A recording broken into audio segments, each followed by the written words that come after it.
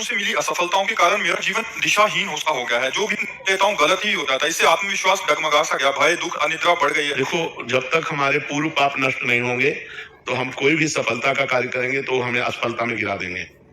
हम बहुत सकारात्मक सोच रखना चाहेंगे, हमें नेगेटिव सोच में पहुंचा देंगे। यह है पाप का परिणाम। और पाप को नष्ट किए बिना हम सुखी नहीं हो सकते। इसलिए पाप नष्ट करने के लिए और भी उपाय हैं, जैसे तीर्थ यातन है, गंगा स्नान है, और भी है। लेकिन सही सटीक पाप की जड़ का नाश कर दे नाम है। नाम संकीर्तनम यस्य सर्व पाप प्रणाशनम। आधा घंटा नाम कीर्तन करो जोर जोर से, और चलते फिरते नाम जप करो, देखो सब पॉजिटिव हो जाएगा। आधा घंटा कोई नाम कीर्तन करो, जो नाम प्रिय हो आपको, हरे कृष्ण श्री राम जय जय, जो भी राधा राधा राधा, खूब जोर जोर से भगवान नाम कीर्तन करो और चलते फिरते नाम जप करो। फिर देख लो आप उसका परिणाम, फिर आप खुद अनुभव करें। लेकिन लंबे समय तक 2-4 दिन किया फिर पाप कर लिया, फिर 2-4 दिन किया पाप किया, वो बात नहीं है। पाप आचरण रोक करके लंबे समय तक करो तो तुम्हारे पाप नष्ट हो जाएंगे, सफलता हाथ लग जाएगी। सबको सफलता क्यों नहीं प्राप्त होती, सबको सुख प्राप्त क्यों नहीं होता, लेकिन सब लोग सुख के लिए ही कार्य करते हैं और दुख क्यों प्राप्त होता है, उसका कारण पाप है। हम पाप कर्म वर्तमान में भी करते हैं, और जो भूत में पाप कर्म किए हैं वो परिणाम में आ रहे हैं। इसलिए हम असफल हो रहे हैं, दुखी हो रहे हैं, चिंतित हो रहे हैं। नाम जप करो, बहुत आनंद प्राप्त होगा, बहुत आनंद। हम कह रहे हैं लोक परलोक के सब सुख आपको प्राप्त हो जाएंगे। आप डट के नाम जप तो करो। जैसे लोग कहते हैं कि नाम जप करने से क्या खाना मिल जाएगा, तुम खाना की बात क्या करते हो। अगर भगवान का नाम जप करो तो लोक परलोक सब जगह सुख प्राप्त होता है।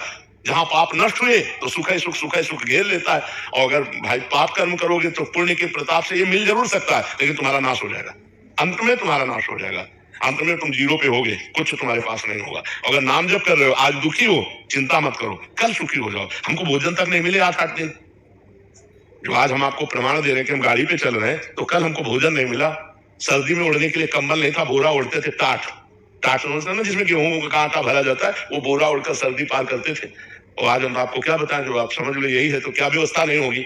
हर व्यवस्था है, राजा बाबू की तरह भगवान रख रहे हैं। तो कल जो था, वो जो दुख में था, उसमें हम धर्म को नहीं त्यागा, बड़ी कठिनाई से आगे बढ़ते रहे। तो आज वो बात आ गई जो लौकिक और पारलौकिक, ये तो सांसारिक सुख है, लेकिन भागवतिक सुख हम तुम्हें बता भी नहीं सकते कि कितना भगवान हमें आनंद देते हैं। इसलिए नाम जप करो, चिंता न करो, सफलता चरण चूमेगी यदि भगवान की शरण में हो और भगवान के आश्रित हो। जी, निरंतर प्रयासों के बाद भी जब असफलता मिलती रहे तो स्वयं को मोटिवेट क्या प्रयास करते हो, लौकिक ही प्रयास तो करते हो ना। अपने पूर्व पाप के नष्ट करने का प्रयास तो नहीं करते कि आप कोई अनुष्ठान कर रहे हैं, आप भजन कर रहे हैं, आप परोपकार कर रहे हैं, आप तीर्थ यातन कर रहे हैं पवित्र भाव से, ये तो सब कुछ है नहीं। तो पूर्व में जो पाप कर्म किया है, अब जो आप सफलता के लिए प्रयास करते हैं, वो आपको असफल कर देता है, गिरा देता है। तो आपका प्रयास कोई आध्यात्मिक है क्या? तो फिर बिना आध्यात्मिक प्रयास के आप कैसे विजय प्राप्त कर सकते हैं? जो हमने पूर्व में पाप किए हैं, गलतियां की हैं, वो हमको दुख देंगी ना। हम पढ़ लिख करके अच्छा बनना चाहते हो, हमको गिरा देंगे। हमारे पास सर्टिफिकेट लेकिन नौकरी नहीं मिलेगी, व्यापार में पैसा लगाते हैं लेकिन सफलता नहीं मिलती है, तो वो हमको दुख देगा ना पाप कर्म। तो उस पाप कर्म को नष्ट करने के लिए हम क्या प्रयास करते हैं, विचार कीजिए। कोई प्रयास नहीं करते ना, तो उसके लिए प्रयास करो। हम कह रहे हैं कुछ मत करो, राधा राधा राधा राधा राधा नाम जपना शुरू करो, काउंटर लो और गिनती से 50,000 रोज नाम जप करो। फिर हमें बताओ लंबे समय तक, ये नहीं कि अब 4 दिन बाद हमसे प्रश्न करो कि 50,000 नाम जप किया, हमारी नौकरी नहीं लग गई, हमारा काम नहीं बना। लंबे समय तक जब कीजिए, फिर देखिए सफलता मिलती है कि नहीं।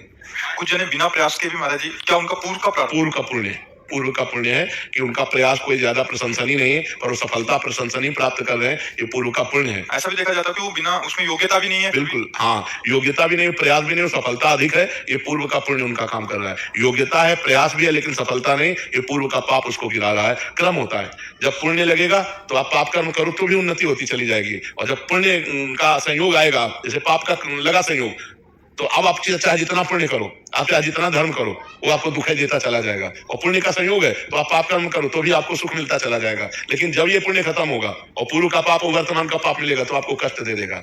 और जब उनका पाप नष्ट हो जाएगा, तो ये पुण्य और वो पुण्य पीछे का जब मिलेगा, तो उनकी उन्नति हो जाएगी। ये एक क्रम है ईश्वरीय, जो ईश्वरी भागवती है, जो क्रम है वो ये है। तो इसलिए नाम जप करो और अपने पापों को भस्म करके आगे बढ़ो, नाम जप करो, ठीक है। प्रतिकूलताओं और हतोत्साहित जब हो जाता हूँ, ऐसी स्थिति आती है, तो ऐसे समय में अपने को खुद को कैसे फोकस रखूं और प्रोत्साहित रखूं कि आगे का मार्ग प्रशस्त। जब हम भगवान से चित्त जोड़ देते हैं तो इस प्रश्न का उत्तर अपने आप मिल जाता है, ऐसा बल मिल जाता है कि हम उनको सह सकते हैं। क्योंकि हम भगवान से जब चित्त जुड़े हैं ना, तो हमारा मन आनंदित रहता है। अगर मन आनंदित है तो हम विपत्तियों को रौंदते हुए निकल जाएंगे। अगर हमारा मन आनंदित नहीं है तो फिर हम गिर जाएंगे। और मन आनंदित होगा जब भगवान से जुड़े। तो हम वही बात आपको सिखाना चाहते हैं कि भगवान से जुड़ो, गंदा आचरण मत करो, पाप मत करो, मांस मदिरा का सेवन मत करो। फिर देखो तुम्हारा चित्त कितना आनंदित रहता है। कोई व्यसन ना हो और कोई पाप ना हो और थोड़ा भी भजन होगा तो आपका हृदय आनंदित रहेगा। आप पक्का समझो, भगवदा आनंद से ही हम इन विपत्तियों से लड़ सकते हैं। नहीं तो ऐसी ऐसी विपत्तियां पूछो मत। ये माया इतनी विचित्र है, पूछो मत। भोजन की थाली सामने आई, ढनक गए, कवल नहीं खा पाए, आराम से टहलते जा रहे, पीछे से टक्कर लगा, मर गए। हमारा कब शरीर छूट जाए, हमारा कब क्या घटना हो जाए, इस संसार में कहा नहीं जा सकता। इसलिए मालिक से जुड़े रहो। तो हम विपत्तियों पर तभी हावी हो सकते हैं, भारी पड़ सकते हैं, जब भगवान से जुड़े। नहीं, विपत्तियां हम पर भारी पड़ जाएंगी और हमको गिरा देंगी।